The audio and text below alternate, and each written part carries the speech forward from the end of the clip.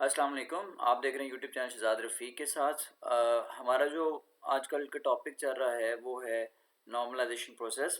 I hope कि आपने normalisation process को अच्छा पढ़ा होगा अभी तक और आपने कुछ चीज़ों को अंडरस्टैंड कर लिया होगा, जिसमें बुनियादी चीज़ हमने ये पढ़ी थी कि नॉर्मलाइजेशन क्यों ज़रूरी है, नॉर्मलाइजेशन को आप एक हायरार्किकल प्रोसेस क्यों कहते हैं।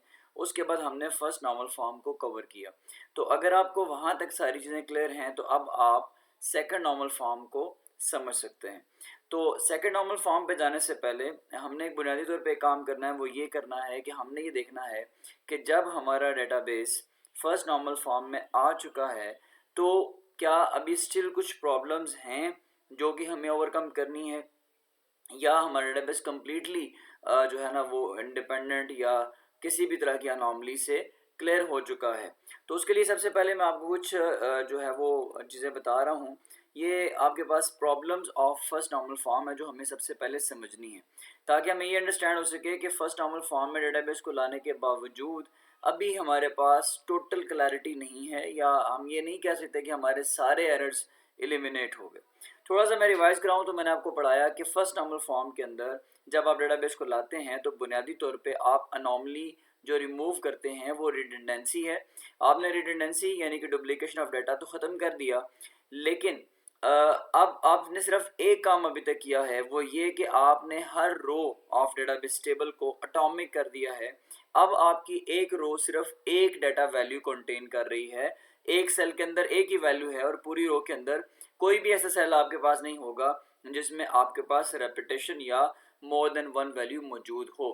कुछ इस तरह से अगर आप ये टेबल देखें तो आपके पास डेटाबेस की फॉर्म बन चुकी है, जिसमें आपके पास रिडंडेंसी कंट्रोल हो गई, आपकी सारी की सारी रोज़ एटॉमिक हो चुकी हैं, लेकिन अभी भी सारी की सारी अनोमलीज ख़त्म नहीं हुई हैं जो कि अभी हमने ओवरकम करनी है।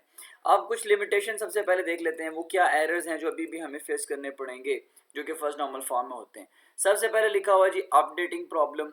अब अपडेटिंग प्रॉब्लम क्यों आ रही है, अगर मैं आपको वापस टेबल पे लेके जाऊं तो यहाँ पे आपने जब रो को एटॉमिक बना लिया, आपने हर रो को एक वैल्यू दे दी, एक यूनिक आइडेंटिफायर भी दे दिया, लेकिन अगर आप देखें तो आपके पास जो अकाउंटेंट नंबर 35 है, अब उसकी 3 रोज आ रही हैं आपके पास फर्स्ट नॉर्मल फॉर्म के अंदर। तो 3 रोज का मतलब ये है कि अगर आपने इस अकाउंटेंट का कोई भी रिकॉर्ड चेंज करना है, मॉडिफिकेशन करनी है, तो अब आपको एक जगह नहीं 3 जगह पे मॉडिफिकेशन करनी पड़ेगी। अगर आप इसके नेम को, दाऊद का जो नेम है इसको आप एम दाऊद करते हैं, तो आपने एक नहीं 3 रिकॉर्ड अपडेट करने हैं।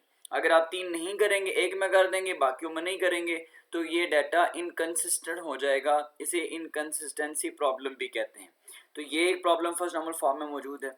उसके बाद ये सेकंड प्रॉब्लम मैंने आपसे डिस्कस कर लिया, इनकंसिस्टेंसी, वो मैंने आपको बता दिया कि अगर आप अपडेट अधूरी छोड़ेंगे तो आपका डाटा इनकंसिस्टेंट हो जाएगा। देन आपके पास एडिशन प्रॉब्लम। एडिशन प्रॉब्लम ये है कि अब अगर आप देखें यहाँ इस टेबल को तो आपके पास रो एटॉमिक तो हो गई हैं, लेकिन अब एक रूल इन्फोर्स हो गया कि जब आपने कोई नई स्किल ऐड करनी है, फॉर एग्जांपल मैं इसी 35 वाले अकाउंटेंट की बात करता हूँ, दाऊद जिसका नाम है, अगर हम इसकी एक और ऐड करना चाहते हैं स्किल, तो हम स्किल वाले सेल के अंदर या स्किल वाले कॉलम के अंदर एक नई स्किल डायरेक्ट ऐड नहीं कर सकते, क्योंकि आपने देखा है कि जो भी स्किल ऐड हो रही है वो अकेली स्किल ऐड नहीं हो रही, बल्कि पूरा उसका रिकॉर्ड साथ आ रहा है, जिसमें उसका accountant number, skill number, name, उसका जो group supervisor, group city, proficiency number, सारे रिकॉर्ड आपके साथ ऐड होते हैं। तो जब तक एक skill number, skill category add नहीं होती और आपका पूरा अकाउंटेंट रिकॉर्ड ऐड नहीं होता, तब तक आप नई स्किल को डायरेक्टली ऐड नहीं कर सकते। अगर आपने नई स्किल ऐड करनी है तो आपने नई रो ऐड करनी है with the same accountant number and with a new skill number. जब तक आप ये नहीं ऐड करेंगे तो आप नई रो को ऐड नहीं कर सकते। मैं इसको और सिंपली कर देता हूँ कि जब आपने नई स्किल ऐड करनी है तो आपने एक नई प्राइमरी की वैल्यू जो कि स्किल नंबर के साथ आपको शो भी हो रही है, जब तक नया स्किल नंबर ऐड नहीं होता और स्किल नंबर एसोसिएटेड है प्राइमरी की अकाउंटेंट नंबर के साथ, तो जब तक नई अकाउंटेंट नंबर और या same accountant number with new skill number, जब तक आप ये ऐड नहीं करते, आप नई कैटेगरी ऐड नहीं कर सकते। तो एडिशन मुश्किल हो गई। और उसके बाद अगर आप देखें लास्ट प्रॉब्लम वो है डिलीशन प्रॉब्लम। अब डिलीशन प्रॉब्लम ये है कि अगर आप किसी एक रिकॉर्ड को डिलीट करते हैं तो उससे जुड़े सारे रिकॉर्ड डिलीट हो जाएंगे। फॉर एग्जांपल अगर अकाउंटेंट नंबर 35 डिलीट होता है तो वो उसके सारे रिलेटेड रिकॉर्ड भी डिलीट हो जाएंगे, तीनों रो डिलीट होंगी। अगर इसका सुपरवाइजर सिर्फ, अगर इस अकाउंटेंट का सिर्फ मैं सुपरवाइजर डिलीट करूं जिसका नाम गफूर आपको शो हो रहा है, तो उसकी वजह से क्या होगा, आपकी तीनों रोज का, क्योंकि सेम वो सुपरवाइजर है, तो एक रो, अगर आपने एक स्किल डिलीट की, एक रो डिलीट की, तो अल्टीमेटली सारी रोज डिलीट हो जाएंगी क्योंकि वो इंटरडिपेंडेंट एक दूसरे के ऊपर। तो ये कुछ प्रॉब्लम्स हैं जो कि आपको फेस करने पड़ते हैं फर्स्ट नॉर्मल फॉर्म में। तो आपने यहाँ पे बुनियादी तौर पे अगर चीज़ असेस की हो तो ये सारे प्रॉब्लम हमें इसलिए आ रहे हैं कि हमारे पास एक चीज़ आ रही है, वो है फंक्शनल डिपेंडेंसी। तो सेकंड नॉर्मल फॉर्म में जाने से पहले मैंने आपको जो चीज़ समझानी है वो है फंक्शनल डिपेंडेंसी, और फंक्शनल डिपेंडेंसी को हम रिजॉल्व कैसे करेंगे, पार्शियल डिपेंडेंसी क्या होती है, फुल फंक्शनल डिपेंडेंसी क्या होती है, और हम इन इश्यूज को सॉल्व कैसे करते हैं, पहले हमने ये समझना है। उसके बाद हम इन्हीं एल्गोरिदम्स को, इन्हीं रिस्ट्रिक्शन या कॉन्स्ट्रेंट्स को अप्लाई करेंगे अपने डेटाबेस के ऊपर, और जब डेटाबेस हमारा इन चीज़ों से गुजर जाएगा, इंश्योर कर देगा इनको, इन प्रॉब्लम को सॉल्व कर देगा, तो हम फिर ये बोल सकते हैं कि हमारा डेटाबेस सेकंड नॉर्मल फॉर्म में आ गया। तो सेकंड नॉर्मल फॉर्म में जो चीज़ आपने अप्लाई करनी है वो ये है कि आपने पार्शियल डिपेंडेंसी ख़त्म करनी है, आपने फुल फंक्शनल डिपेंडेंसी को अश्योर करना है, ठीक है। और इससे आपको कुछ एडवांटेजेस जो हासिल होंगे वो भी एट द एंड में डिस्कस करूंगा। सबसे पहले व्हाट इज पार्शियल डिपेंडेंसी, वो क्या चीज़ है ये आप पहले समझ लें। देखिए, अगर आपको मैं एक बात इस वापस टेबल पे लेके जाऊं तो ये जो टेबल आपके सामने है इसमें प्राइमरी की जो है वो 2 कॉलम्स पर मुश्तमिल है। मैंने आपको कीज का एक लेक्चर पढ़ाया जिसमें मैंने आपको की पढ़ाई थी कंपोजिट प्राइमरी की। आई होप कि आपको वो आती होगी, अगर नहीं तो मैंने लिंक शेयर किया हुआ है उसके डिस्क्रिप्शन में, तो वो लाजमी आप जाके कीज़ के लेक्चर को देखें और आप उन कीज़ को अंडरस्टैंड करें, बिकॉज रिलेशनल मॉडल जितना भी डेटाबेस का है वो कीज़ के ऊपर बहुत सारे कंसेप्ट्स डिपेंड करते हैं, और स्पेशली नॉर्मलाइजेशन। तो आपने कीज़ को रिवाइज करना है। तो जो कंपोजिट प्राइमरी की होती है वो बुनियादी तौर पे हम तब बनाते हैं जब हमारे पूरे टेबल में कोई भी एक कॉलम ऐसा ना मिले जिसको मैं प्राइमरी की बना सकूं। प्राइमरी की किसको बनाते हैं, ऐसा कॉलम जिसकी सारी वैल्यूज़ यूनिक हों, या जिस कॉलम में यूनिक वैल्यूज़ के अलावा कोई नल वैल्यू भी ना हो, सारी वैल्यू यूनिक होनी चाहिए और कोई सेल उसका खाली नहीं होना चाहिए। तो ऐसे कॉलम को हम कहते हैं कि ये हमारा प्राइमरी की कॉलम है। तो अगर आप इस टेबल को देखें तो यहाँ पे आपके पास कोई भी ऐसा कॉलम नहीं है जो प्राइमरी की बन सके। तो इस प्रॉब्लम की वजह से हम फिर क्या करते हैं, जब हमें प्राइमरी की का कॉलम नहीं मिलता, यानी हमारे पास कैंडिडेट की कोई भी नहीं है, हमारे पास अल्टरनेट की कोई भी नहीं है, तो फिर हम एक काम करते हैं, फिर हम कंपोजिट की तरफ जाते हैं। कंपोजिट की में ये करते हैं कि आप एक से ज़ायद कॉलम को मिलाकर हर रो को यूनिक बनाने की कोशिश करते हैं, आप आइडेंटिफायर क्रिएट करने की कोशिश करते हैं। तो यहाँ पे आप देखें इस मसले की वजह से 2 कॉलम्स को प्राइमरी की बनाया गया मिलाकर, एक अकाउंटेंट नंबर और एक स्किल नंबर। अब दोनों को क्यों मिलाया गया, क्योंकि अगर आप अकेला अकेला देखें इनको तो ना अकाउंटेंट नंबर के अंदर सारी वैल्यू यूनिक हैं, ना स्किल नंबर के अंदर सारी वैल्यू यूनिक हैं। तो दोनों को मर्ज करके क्या किया गया, एक प्राइमरी की क्रिएट की गई जिसका नाम रखा गया कंपोजिट प्राइमरी की। अब कंपोजिट प्राइमरी की बन गई, टेबल की हर वैल्यू, हर रो यूनिक भी हो गई, फर्स्ट नॉर्मल फॉर्म में भी हम इसको ले आए। लेकिन अब एक प्रॉब्लम हमें फेस करना पड़ेगा इस कंपोजिट प्राइमरी की वजह से। कंपोजिट प्राइमरी की वजह से एक प्रॉब्लम क्रिएट होती है, उस प्रॉब्लम का नाम है पार्शियल डिपेंडेंसी। अब सबसे पहले आपको समझना है कि व्हाट इज डिपेंडेंसी। डिपेंडेंसी का मतलब ये होता है, मीनिंग ये इसका कि आपके पास किसी एक कॉलम का किसी दूसरे कॉलम के ऊपर डिपेंड करना। डिपेंड मीन्स कि अगर एक कॉलम की वैल्यू मुझे मालूम हो जाए, उसकी मदद से अगर मैं किसी और कॉलम की वैल्यू फाइंड कर सकता हूँ, तो वो जिसकी वैल्यू मैं फाइंड कर रहा हूँ वो मेरे कॉलम के ऊपर डिपेंडेंट है। ये है डिपेंडेंसी, सिंपल डिपेंडेंसी, ठीक है। तो अगर आपके पास कंपोजिट प्राइमरी की है, तो कंपोजिट प्राइमरी की में क्योंकि वैल्यू जो कॉलम्स हैं वो एक से ज़्यादा हैं, ठीक है। तो अब क्या है, जब कॉलम एक से ज़ायद हैं तो बाकी सारे कॉलम, अगर आप इस टेबल को देख रहे हैं तो यहाँ पे 7 कॉलम ऐसे हैं जो प्राइमरी की नहीं है और 2 कॉलम ऐसे हैं जिनको प्राइमरी की बनाया गया। अब रूल जो कहता है डेटाबेस का वो ये कहता है, टेबल बनाते वक्त जब हमने रूल पढ़े थे टेबल्स के हवाले से, जब भी आप रिलेशनल डेटाबेस के टेबल के क्राइटेरिया को देखते हैं तो टेबल बनाते वक्त क्राइटेरिया ये होता है कि आपके सारे जो कॉलम प्राइमरी की नहीं हैं उनको प्राइमरी की वाले कॉलम के ऊपर डिपेंड करना चाहिए, हर सूरत डिपेंड करना चाहिए। इस रूल को हम कहते हैं फुल फंक्शनल डिपेंडेंसी। ठीक है, फुल फंक्शनल डिपेंडेंसी क्या होती है कि आपके वो कॉलम जो प्राइमरी की नहीं है, जिनको हम कहते हैं नॉन की एट्रीब्यूट्स, आपके नॉन की एट्रीब्यूट्स को आपके की एट्रीब्यूट या प्राइमरी की एट्रीब्यूट के ऊपर फुली फंक्शनली डिपेंडेंट होना चाहिए। दैट मीन्स कि if we have a value of a primary key then we can obtain the value of any other column. ये हमारे पास एक रूल है कि हम प्राइमरी की मदद से बाकी सारे कॉलम्स की वैल्यू को सर्च कर सकें, अपडेट कर सकें, मॉडिफाई कर सकें प्राइमरी की मदद से। तो ये जब हम कर सकते हैं अगर, तो ये होती है फुल फंक्शनल डिपेंडेंसी। लेकिन अब क्योंकि यहाँ इस टेबल के अंदर एक प्रॉब्लम है, वो ये है कि आपका प्राइमरी की वाला कॉलम एक नहीं है, प्राइमरी की वाला कॉलम आपका दो कॉलम पर बेस कर रहा है। बाजू का दो से ज़्यादा कॉलम भी हमें बनाने पड़ते हैं, कंपोजिट प्राइमरी की के अंदर तीन कॉलम भी हो सकते हैं। तो ऐसी सूरत में अगर आप इस टेबल को आप देखें तो इस टेबल में 7 कॉलम ऐसे हैं जो प्राइमरी की का हिस्सा नहीं है, 2 कॉलम प्राइमरी की का हिस्सा है। अब होना ये चाहिए कि इन 7 के 7 कॉलम्स को डिपेंड करना चाहिए, फुली डिपेंड करना चाहिए उन 2 कॉलम्स के ऊपर जिनको हम कंपोजिट प्राइमरी की कह रहे हैं। लेकिन हो क्या रहा है, अगर आप देखें तो यहाँ पे कॉलम नंबर 3 स्किल कैटेगरी का है।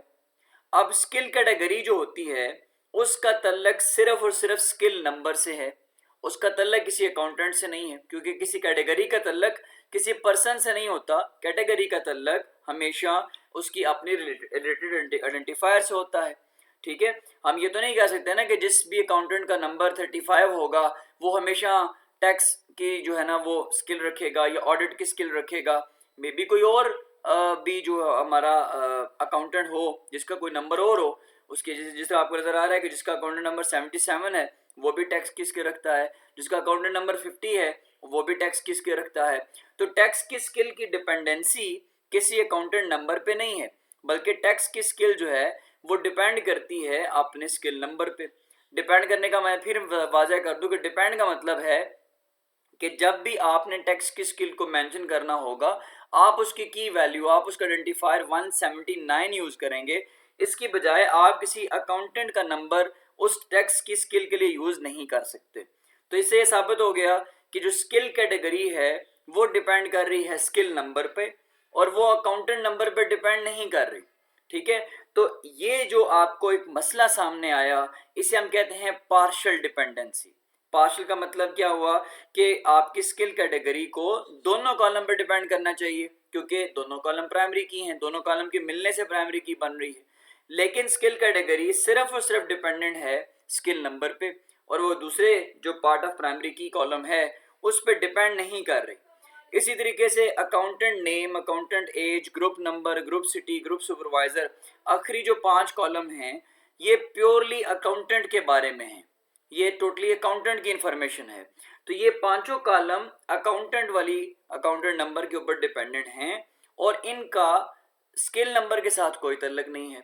इट मीन्स कि ये जो आपके 5 कॉलम हैं वो भी पार्शली डिपेंडेंट हैं, फुली डिपेंडेंट नहीं है प्राइमरी की के ऊपर, क्योंकि ये अकाउंटेंट नंबर पर डिपेंड करते हैं लेकिन स्किल नंबर पर डिपेंड नहीं करते, बिल्कुल स्किल कैटेगरी और स्किल नंबर वाले इशू की तरह।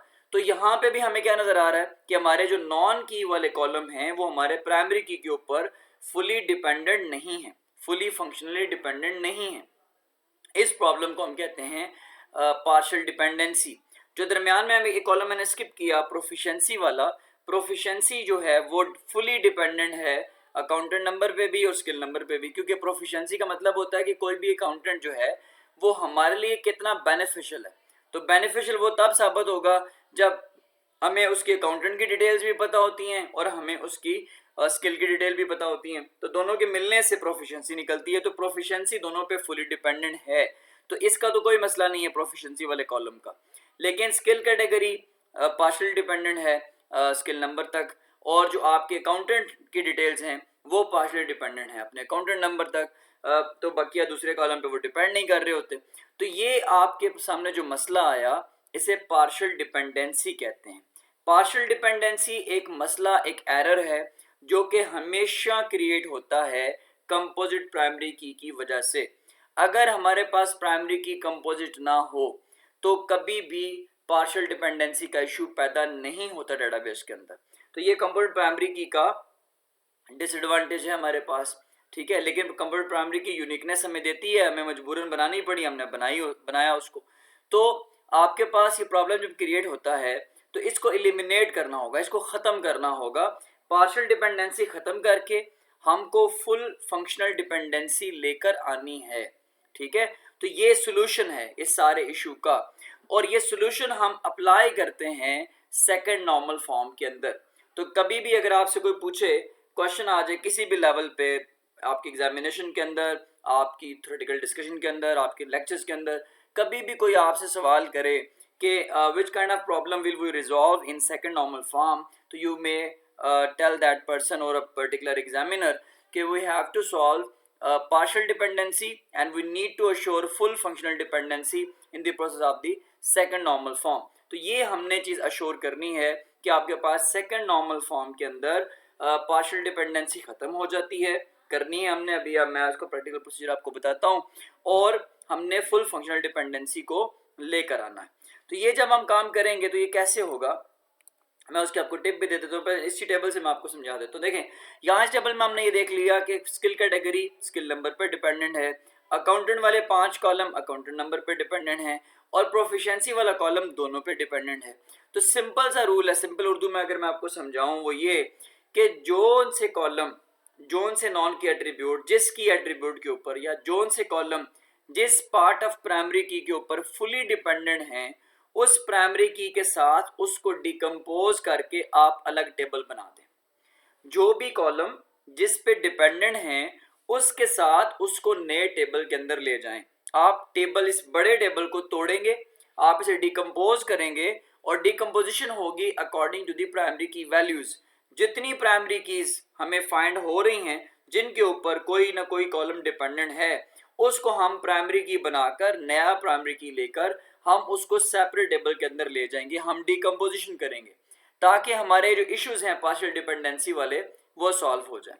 मैं अगर इसका आपको सोल्यूशन दिखाऊं तो ये आपके पास सेकंड नॉर्मल फॉर्म के अंदर जो सोल्यूशन आएगा, ये अगर आप देखें तो अकाउंटेंट के 5 कॉलम, जिसमें अकाउंटेंट का name, age, group number, group city, group supervisor शामिल है, वो पांचों कॉलम अकाउंटेंट नंबर के साथ सेपरेट टेबल में चले गए।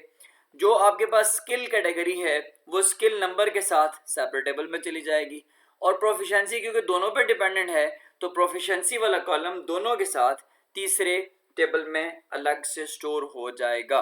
तो अब आपके पास एक बड़े टेबल के डीकम्पोजिशन प्रोसेस के बाद, या सेकंड नॉर्मल फॉर्म प्रोसेस के बाद, एक बड़े टेबल के 3 टेबल आपने बना लिए, जिसको आप कहते हैं कि आपने सेकंड नॉर्मल फॉर्म परफॉर्म कर लिया, आपने पार्शियल डिपेंडेंसी रिमूव कर दी, और आपने फुल फंक्शनल डिपेंडेंसी को अश्योर कर दिया। तो ये काम आपने कर लिया। अब ये काम करने के बाद आपको एडवांटेजेस क्या होंगे, अगर हम एनालिसिस करें कि हमारे पास अब क्या फॉर्म आ गई है, और अब हमारे पास क्या बेहतर तौर पे डाटा अवेलेबिलिटी है। तो सबसे पहले हमने फर्स्ट नॉर्मल फॉर्म में अपडेटिंग प्रॉब्लम पढ़ा था। अब अगर आप देखें अपडेटिंग करनी पड़े, मैंने आपको मिसाल दी थी कि अगर हम किसी अकाउंटेंट का नेम चेंज करते हैं तो आपको फर्स्ट नॉर्मल फॉर्म में आपको नज़र आ रहा था कि एक अकाउंटेंट की 3 रोज थी, जिसमें दाऊद के नाम का अकाउंटेंट में 3 रोज थी। अब अगर आप देखें तो जब वो सेपरेट हमने किया प्राइमरी की के साथ, तो हमने उसको एक रो दे दी, और उस एक रो के अंदर अगर आप देखें उसका एक दफ़ा नाम शो हो रहा है। तो जब हम अपडेट करेंगे तो अब हमें 3 रोज को अपडेट नहीं करना, बल्कि अब हमें सिर्फ एक रो अपडेट करनी है। तो हमारा अपडेशन प्रॉब्लम सॉल्व हो गया, ये एक सोल्यूशन हमने ले लिया। उसके बाद हमने कहा था कि हमारे पास इनकंसिस्टेंसी आएगी। अब इनकंसिस्टेंसी वाला प्रॉब्लम सॉल्व हो गया। क्यों? क्योंकि अब जब रो ही एक है तो जब आप उसे अपडेट करेंगे तो ये नहीं होगा कि दाऊद का नाम एक जगह दाऊद आ रहा है, एक जगह एम दाऊद आ रहा है, वो प्रॉब्लम भी खत्म हो जाएगा, बिकॉज नाम ओनली वंस अपीयर हो रहा है। तो आपके पास ये सोल्यूशन इनकंसिस्टेंसी का भी सॉल्व हो गया। फिर हमने कहा था कि हमारे पास जो डिलीशन है वो अगर होती है तो सारी रिलेटेड हो जाती है। अब देखें, जब एक रिकॉर्ड एक दफ़ा एग्जिस्ट करता है तो आपके पास ग्रुप सुपरवाइजर को डिलीट करने से आपका बाकी रिकॉर्ड डिलीट नहीं होगा। तो ये जो प्रॉब्लम के सॉल्यूशंस हैं वो हम यहाँ पे देख रहे हैं। देखिए एक मैंने स्किप की चीज़ की, अगर आप एडिशन प्रॉब्लम में हम थे फर्स्ट नॉर्मल फॉर्म में, अब यहाँ पे आप देखें जब आपके पास स्किल कैटेगरी चेंज हो गई है, ये देखें आपके पास स्किल कैटेगरी, ये skill category skill number change हो गया। अब अगर आप कोई नई स्किल ऐड करते हैं तो किसी अकाउंटेंट के ना होने से भी आप स्किल कैटेगरी ऐड कर सकते हैं। एक ऐसी स्किल कैटेगरी, फॉर एग्जांपल आप फर्ज करें यहाँ पे टाइपिंग की एक स्किल ले लें, टाइपिंग। तो टाइपिंग की स्किल अगर आपने ऐड करनी है और आप उसका कोई स्किल नंबर लाइक आप उसका स्किल नंबर रखते हैं 150, तो आप 150 लिखेंगे, आप स्किल का नाम टाइपिंग रखेंगे कैटेगरी का, तो ये आप स्किल ऐड कर देंगे। बेशक ये किसी अकाउंटेंट के पास ये स्किल ना हो, फिर भी आप ये स्किल कैटेगरी ऐड कर सकते हैं without adding of any particular accountant record. तो ये आपके पास एडिशन भी सॉल्व हो गया। तो सेकंड नॉर्मल फॉर्म की वजह से, इस डीकम्पोजिशन प्रोसेस की वजह से हमारी अपडेशन, इनकंसिस्टेंसी, एडिशन और डिलीशन प्रॉब्लम्स को हमने सॉल्व कर लिया, जो मैंने आपको स्टार्ट ऑफ द लेक्चर में फर्स्ट नॉर्मल फॉर्म में दिखाई थी। तो आई होप कि आप इस प्रोसेस को समझ गए होंगे। ये मोस्ट इंपॉर्टेंट चीज़ है और आपने इसके अंदर कन्फ्यूजन नहीं लानी। सिंपल सोल्यूशन अगर मैं एक लाइन में रिपीट करूं तो आपने पार्शियल डिपेंडेंसी को ख़त्म करके जोन सी आपके नॉन के एट्रीब्यूट्स जोन सी प्राइमरी की पे डिपेंडेंट हैं, उसके साथ आप उसको मिलाकर एक सेपरेट टेबल में ले जाएंगे और आप इस टेबल को डिकम्पोज करेंगे। तो ये जो आपका प्रोसेस है वो सेकंड नॉर्मल फॉर्म कहलाएगा। इससे आपकी डाटा एफिशिएंसी आएगी, इनकंसिस्टेंसी प्रॉब्लम खत्म हो जाएगा और retrieval of data more quickly और एफिशिएंटली आपके सामने होगा। आई होप कि आपको लेक्चर की समझ आई होगी। आपके पास कोई क्वेश्चन हो तो आप कमेंट सेक्शन में मेंशन कर सकते हैं, मैं आपको रिप्लाई उसका भी दूंगा। और अगर आपको ये लगे कि ये वीडियोस आपके लिए बेनिफिशियल हैं तो आप ज़रूर इसको शेयर करें अपनी कम्युनिटी के साथ और चैनल को सब्सक्राइब भी लाजमी करें। Thank you very much. अल्लाह हाफ़िज़।